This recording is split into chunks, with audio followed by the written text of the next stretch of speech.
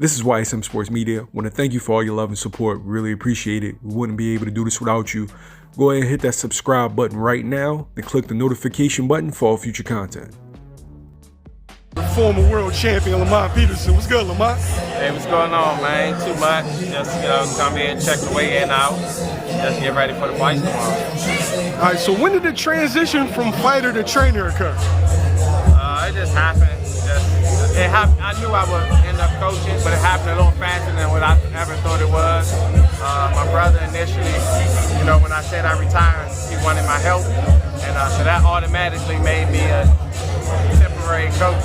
So I was like, of course, it's my brother, I'm going to help him. And so he's about to fight. I helping him prepare for his fight August 14th. And then a few other fighters just reached out, and eventually, we got a little crew together, so that's pretty much it. What do you feel like you bring to a training camp? Experience.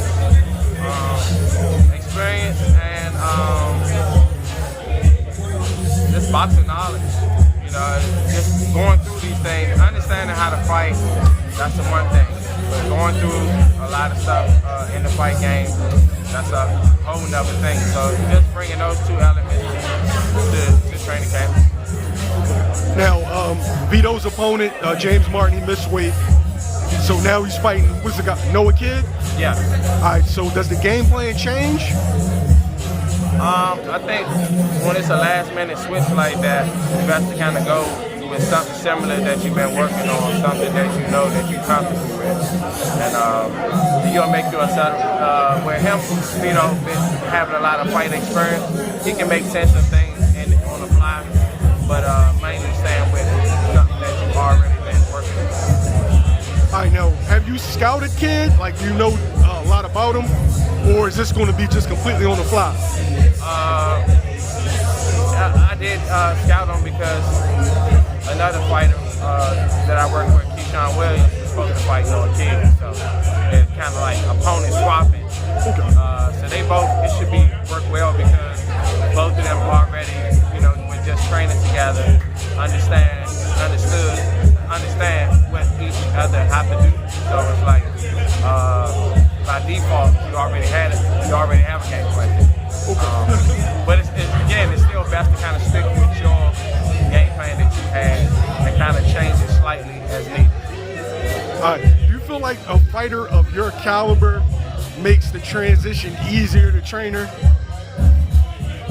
I'm not sure.